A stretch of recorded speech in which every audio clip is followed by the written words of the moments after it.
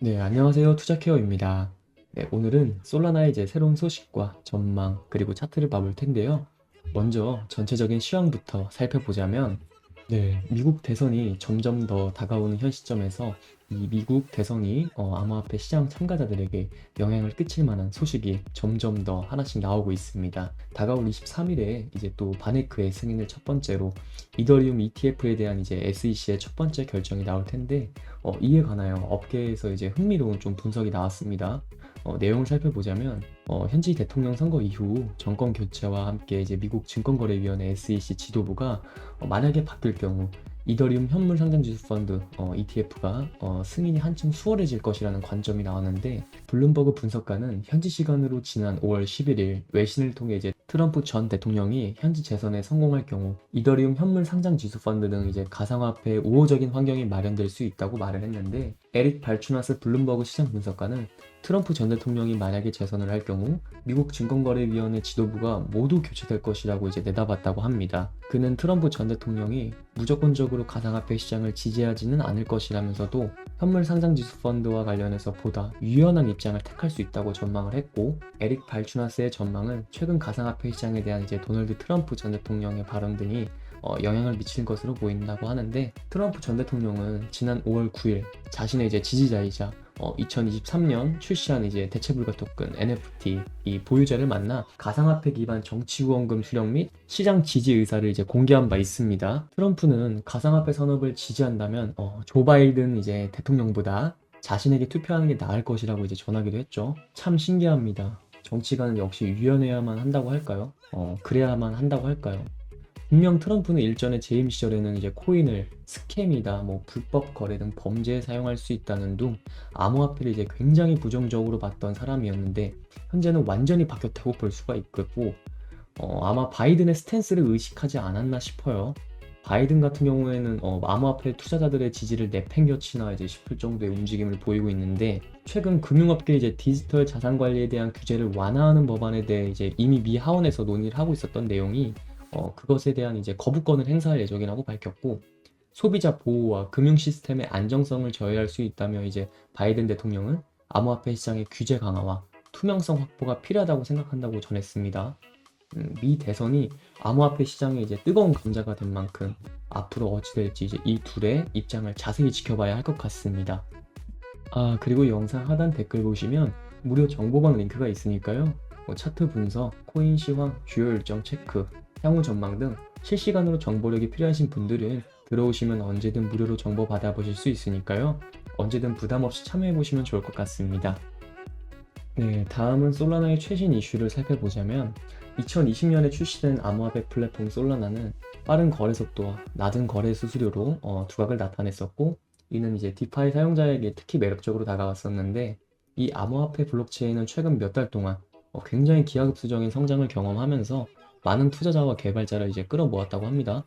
바로 탈중앙화 거래소 덱스 거래량이 13억 달러에 달했다는 소식인데, 이 규모는 최초로 이더리움 12억 9천만 달러의 규모를 넘어선 것으로 이 두 플랫폼 간의 이제 경쟁의 전환점, 내지는 대안으로 볼 수 있겠다, 그렇게 싶습니다. 솔라나의 덱스 거래량과 더불어 거래 수수료도 이제 인상이 됐다고 하는데, 이는 최근 이더리움 암호화폐 네트워크에서 생성된 수수료의 50%에 도달을 하면서, 분석가들은 이제 곧 솔라나의 네트워크 거래 수수료가 이더리움의 거래 수수료를 넘어설 것이라고 예측을 하기도 했다고 합니다.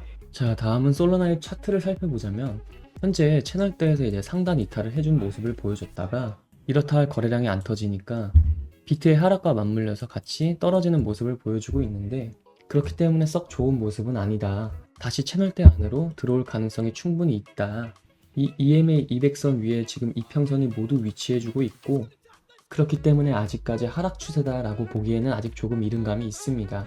오늘 기준으로 일본 기준 120일 장기선에서 지지를 받고 있는 모습이기 때문에, 지지가 깨지고 내려가지 않는다면, 자리를 지켜준다면 반등으로 인한 상승을 기대할 수 있을 것 같고, 현재 볼린저 밴드상으로도 좁아지는 수렴 형태이기 때문에 조만간 위든 아래로든 발산할 수 있다. 그렇지만 아래로 하방 이탈 시 이 EMA 200선에서 지지를 받는지 중요하게 체크해 볼 것 같습니다. 네, 그렇지만 언제나 가장 중요한 건 이 대장인 비트코인의 흐름이기 때문에, 만약 비트가 현재 지지 반등이 나온 상황이지만 비트 상태가 별로 안 좋아요. 오늘도 6만 달러 코앞까지 갔다가 이제 다시 올라오고 있지만 만약에 하락을 한다면 그러니까 비트가 1파 하락이 나왔고 2파 반등이 나온 다음에 3파 하락 이 3파 하락이 추가적으로 한 번 더 있을 수 있다라는 걸 생각을 해본다면 알트들은 현재 차트들이 대부분 비슷비슷하고 강력한 지지 구간에서 근처에서 머물고 있는 상황이기 때문에 이 대장인 비트코인이 하락을 한다면 김프도 현재 많이 빠지고 있죠. 거의 2%대 뭐 이렇게 지금 되어 있는데 알트들은 그렇게 되면 더 이상 지지를 받지 못하고 같이 깨질 테고 그렇게 된다면 저점이 다시 한번 갱신이 될 것이기 때문에 매번 강조하지만 이 대장인 비트코인의 흐름과 비트 도미넌스의 방향 너무너무 높습니다. 오늘도 비트가 반등해주기 전까지 비트 도미넌스도 주구장창 급등세를 보이면서 55%를 다시 뚫었고 반면 알트코인 도미넌스는 쭉쭉 빠지는 그러니까 비트에만 자금이 쏠리는 그렇기 때문에 업비트만 봐도 알트들은 더 크게 빠지는 모습을 보였었죠. 따라서 이 비트코인의 가격은 이제 방어가 되면서 도미넌스는 빠지는 모습으로 이 55%대가 아닌 뭐 한 50% 미만으로 떨어지면 너무너무 좋겠고 그 다음은 또 김치 프리미엄, 김프 이 김프도 다시 한번 붙어주면서 이 말인즉슨 이제 국내 매수세도 많이 붙어주면서 오늘 지금 현재 뭐 한 2.4% 정도인데 적어도 5% 이상은 붙어줘야지 불장 내지는 시장이 살아있다 느껴지겠고 이더리움 도미넌스와 알트코인 도미넌스는 상승을 해주는 즉 알트코인에 이제 수급이 붙는다 매수세가 붙어주는 모습이 보인다라는 전제하에 전체적인 세계 시장 상황과 중요한 거시 경제도 어떻게 흘러가는지 예를 들어 전쟁 리스크라든지 연준의 방향성 이번 주에는 또 이제 연준이 굉장히 중요하게 생각하는 수치죠. 소비자 물가지수, CPI, 이 수치 결과 등등등 많은 부분을 고려해서 판단을 할 때인 것 같습니다. 네, 이렇게 종합적으로 최신 이슈와 차트를 살펴봤고 마지막으로 암호화폐 매수를 준비 중이신 분들은 여러 가지 정보를 취합해보면서 상승 이유와 흐름을 보고 진입하시면 좋을 것 같습니다.